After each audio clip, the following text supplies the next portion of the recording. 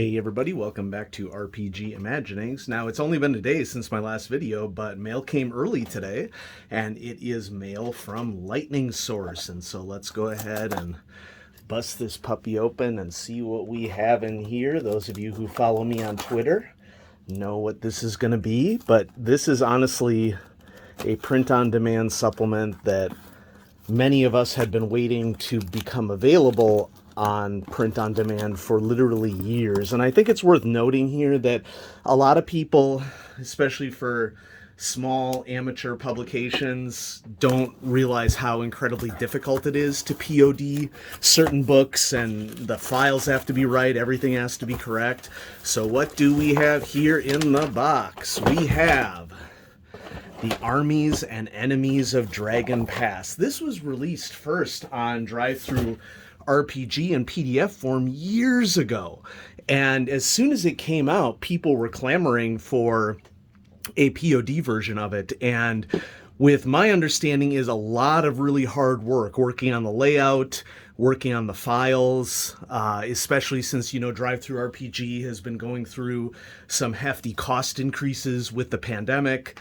It's been a long time coming, but I just want to emphasize for everybody that it was not easy to bring this to POD, and this is probably one of the most anticipated print-on-demand items for the Johnstown Compendium. And don't worry, the channel isn't going to be all RuneQuest all the time.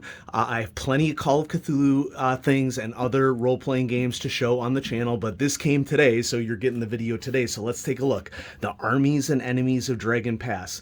This is full-color exterior, as you can see, and on the inside it is black and white, which I actually really appreciate, because if there isn't a lot of colorful art, then it shouldn't be, you print it in whatever makes the most sense. Greg Stafford Memorial Award for Gloranthan Fandom winner 2019. And so let's just take a quick little look on the inside. Outside cover looks great. A little bit of a scrunching on the top right here, but that's just more of a character thing for me. Let's actually dive into what we got here. And so, Polaris, grant me victory, lend me the strength and valor to defeat my foes. So the idea behind this book is, what is warfare like in Glorantha? What are the troop types? And so we're starting off right at the beginning with, what is the difference between different types of infantry, different types of cavalry. We even get into warships on the open seas, war dogs, and so unit organization. And so this is basically a guide for how large-scale warfare works in Glorantha. And honestly, I'm not too interested in any mechanics that would be associated with. In fact, I'm not even sure that there are too many mechanics in here that are associated with warfare in Glorantha. What this is more about is really fleshing out, depending upon the sort of campaign that you want to do in RuneQuest, what would be the appropriate descriptive factors that you would need to really make the setting come alive. Because, wow, check this out. Helmets. Okay, there's only like 40 different helmets. Okay. But it's those sorts of details. Some of this is historical, I believe. Some of it is not. I think that a lot of these gray boxes here are giving historical considerations. But one thing that has been noted in many RuneQuest supplements is that just because something that has actual human historical provenance, oh yeah, Duckslinger, yeah. Just because something has actual historical relevance doesn't mean that it works the same way or is made the same way or is the same level of technology in Glorantha. And, this is nearly a 400-page book. The illustrations, just simple pencil sketches with shading, are awesome. Sorry about the dogs, but, nothing I can do about that. Different shield types. And this is in the section titled Regional Warfare. So as we know, different tribes of Glorantha have different mounts. If the dogs want to have a howling session, they're going to have a howling session. Okay, we have some rune priests and or rune lords here that are looking after the soldiers. You know, if you have the RuneQuest starter set, a way to get into the flavor of a supplement like this in the short term is that the solo quest, which, you know, my last video was part 1 of running that, solo quest is about the Battle of Dangerford and takes you, you know, through a typical tactical situation in which warriors of different groups would be fighting each other. So this chapter is called The Battlefield and includes, oh, we're unicorn women. Nice. Okay, what sort of shields, what sort of armor, what everybody is riding. Of course, we have zebras, and for my UK audience, zebras on the Pavis Royal Guard.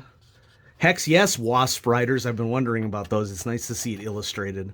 There are also spider riders in Glorantha. They ride giant spiders, which I think, you know, I frankly can't think of anything cooler. You know, you may say my imagination is limited, but whatever. Transport and mobility chapter, including, you know, the classic Caraval siege tower on top of a Triceratops, as one does. You know, fortifications and siege warfare, arcane warfare, info about how you would use the runes and gods and spellcasters, the different gods of war, gods of Azrolia, lunar company. So this is the armies of central Genertella. So, you know, this would be Sartar and Old Tarsh and Tarsh, and it appears like a little bit of the Lunar Empire as well, which of course Tarsh is a, what would be the word? Vassal or, anyway, I'm blanking, you know, satellite country, an occupied country on the borders of, okay, so we do have some shields in here, you know, just, it looks like it's just basic ratings, you know, comparing different units to each other, which I think that would be really, really useful because by the time you get to large scale combat, you're talking about whole regiments or divisions of, you know, battlers crashing together. There are games for that, don't get me wrong, but in role-playing games, if you really want it to be about the story, you make it about the story by oversimplifying the mechanics under those circumstances. And then we're into the appendices, and the index alone is huge. Okay, many, many pages for the index. A little section here on lunar army strength and their perspective of righteous war. And then here, of course, is the cover image. And there we go. Clocks in at 385 pages. I think the price for this, I want to say, is $50 for POD. I want to say, or maybe it was $45. I can't remember exactly. I mean, it takes a lot to bring a fan supplement like this to print on demand, let alone PDF. And how you organize a PDF. Speaking as a Miskatonic repository author, let me tell you, there are enough hassles with getting a PDF ready and looking decent for publication on DriveThru, let alone how much work goes into a hardcover book like this, Armies and Enemies of Dragon Past. And so I know that... so we have the author, Martin Helsden, and, you know, it'll be interesting. Let's just look here on the credits page to see if it gives credit to, I mean, obviously Jeff Richard, you know, worked on this. I want to say, ooh, maybe it's over here. Maybe there's some notes on who helped with bringing it to POD. I want to say that Michael O'Brien worked really, really hard on bringing it to POD. But, you know, feel free to correct me in the comments, Michael or anybody. Or maybe it was Nick Brook. It was either Michael O'Brien or Nick Brook who worked really, really hard with the author to get this into a situation where it could be POD. And I am just excited that I finally have it in hand and I can show it off to all of you. And this is being added to my ever-growing stack of awesome RuneQuest material. And so thanks everybody for watching. I hope you have a great holiday season. And I probably won't be posting many more videos until after the first of the year. And so be safe this holiday holiday season. Please mask up, use N95s, okay? Omicron is no joke, and I hope everybody stays safe and healthy this holiday season, and have a great day, everyone. Bye-bye.